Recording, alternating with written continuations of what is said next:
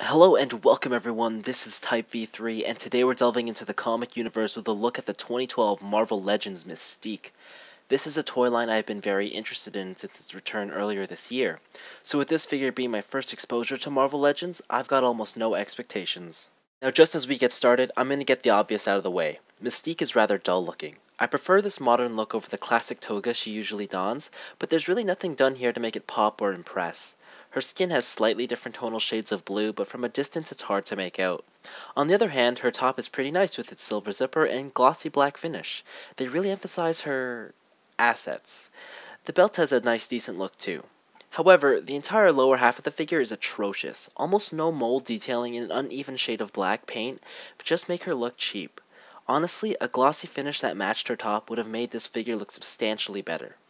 Then there's her hands. They look awkward, almost like someone did a hand swap with another figure. This look could have easily been alleviated by continuing the black paint onto her forearm.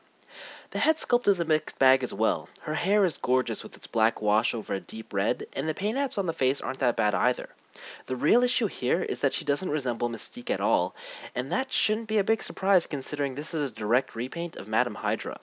And that's primarily what I see when looking at this figure's face. Proportionally, Mystique's great, and for the most part carries all the main features of a female comic heroine. She's tall, impossibly thin, has eye-catching cleavage, and a well-defined rear end.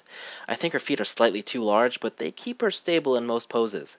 What I was pleasantly surprised about was how much I liked the way her joints looked, specifically in her arms. The shoulders and elbows really blend well into the design. The ankles and upper torso look good too. Mystique is also a very large figure. She stands at about 6.5 inches tall, which makes her tower above almost any other 6-inch scaled figure. Articulation is what you'd expect from this action figure. I mean, ball hinged shoulders and single jointed elbows, double hinged knees, and ball hinge hips and swivels and whatnot. No waist, and the torso joint can't really do an ab crunch, just more like side to side. Curious omissions are just here. The ankle joint, there is no rocker, so wide-legged stances are a bit tricky to pull off. I mean, she'll hold it just due to friction, but more often than not, she'll just fall over. The wrist, it's pretty good. It's just the head. The head's my big issue here. There's a nice ball joint there. It's just blocked by all this hair, which is kind of ironic considering the hair is probably the nicest looking thing on this figure. I mean, but it's blocked from the back and the side, so side to side is gone, and don't even think about going up or down, which is a little bit of an issue considering one of her weapons is a sniper rifle. So if you think the most common sniper rifle pose is lying down, head up, that's not gonna happen here, and I think that is probably the single most disappointing feature about Mystique. On the accessory front, Mystique comes with a display stand and 4 types of guns. A pistol, submachine gun, assault rifle, and the previously mentioned sniper rifle, which is probably the best of the bunch since it's the only one that's actually been painted. She can hold all her weapons just fine, but I did have some issues getting the sniper rifle into her left hand.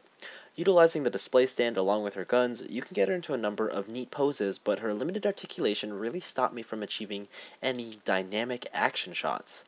As for storage, you can get all 4 weapons attached to her in some manner, but a strap on the sniper rifle would have really made things easier. Ultimately, Mystique looks a lot cooler holding her multitude of guns rather than firing them. And you know what? I think I'm completely fine with that.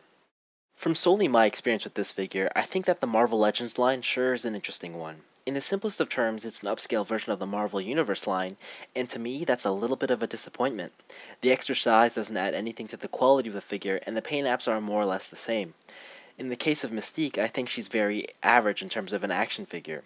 She serves her purpose as a plastic representation of a comic character, but doesn't offer much else after that. Also, with a retail price of around $20 for this figure, it's hard to justify if you've gotten your money's worth.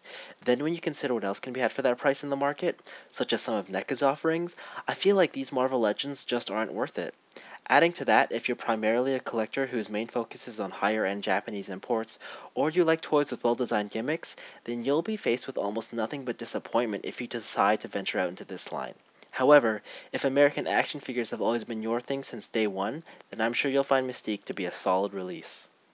Anyways, this has been Type V3. Thanks for watching, and while I don't think my opinion will sit well with the fans of Marvel Legends toys, I hope that those of you less informed viewers out there will walk away having learned something interesting. Of course, basing my entire opinion of a toy line on one example isn't very fair, and I am aware that a vast variation of figures resides within Marvel Legends, and they all carry the same price tag. So with that said, my opinion on Marvel Legends isn't final, and hopefully I'll get a more positive feel from an upcoming Vampire Hunter.